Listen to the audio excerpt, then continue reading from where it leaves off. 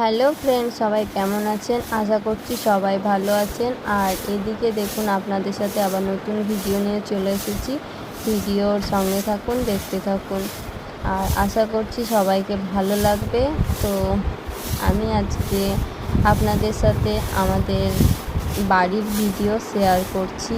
আর আমাদের তো এটা মাটির বাড়ি আশা করি সবাই দেখেছেন কম বেশি, আবার অনেকে নাও দেখতে পারেন। তো ঘরটা প্রচণ্ডই নোংরা হয়ে পড়েছিল, তাই দেখলাম আমি একটু পরিষ্কার করে দিই। আর আমি যে বারুনটায় ঝাড় দিচ্ছি, এটা হচ্ছে আমাদের গাছের, আমার বাবা খেজুরের পাতা দিয়ে বানিয়েছে এটা, আর সেটা দিয়েই আমি ঝাড় দিচ্ছি। আর এদিকে প্রচণ্ডই অগোছালো হয়ে পড়েছিল। ভাবলাম আমি আমার বাড়ির ভিডিও কোনো দিন শেয়ার করিনি ফেসবুক বা ইউটিউব কোনো কিছুতে। আজকে ভাবলাম একটু শেয়ার করা যাক আর আপনাদের সাথে একটু গল্প করা যাক, তাই ভাবলাম।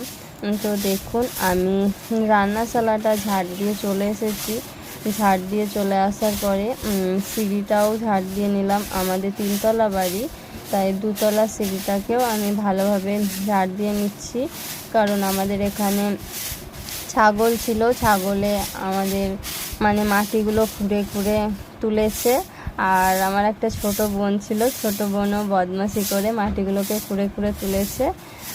দিয়ে ওপরটা ঝাড় দিয়ে চলে আসার পরে দেখুন, আমাদের এটা হচ্ছে ঠাকুর ঘর, আর সামনে ঠাকুর আছে দেখতেই পাচ্ছেন।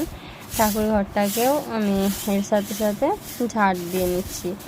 প্রথমে আমি রান্নাঘরটা ঝাড় দিয়ে তারপরে বাইরের দুয়ারটা ঝাড় দিলাম। ঝাড় দেওয়ার পরে আমি সিঁড়িটা দেওয়ার পরে ঠাকুর ঘরটা দিলাম। এবারে সামনে যেটা ঝাড় দিতে বাকি আছে ওটা দিচ্ছি।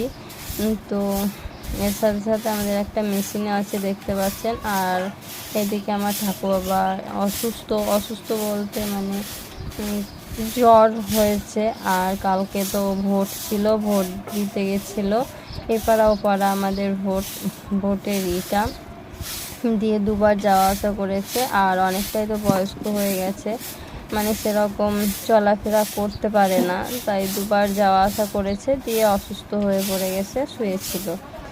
আর এদিকে আমি ঝাড় দিচ্ছি, আর আমার ঠাকুমা উনুনে রান্না করছে, নিচে রান্না করছে। আর এটা হচ্ছে আমাদের বাড়ি।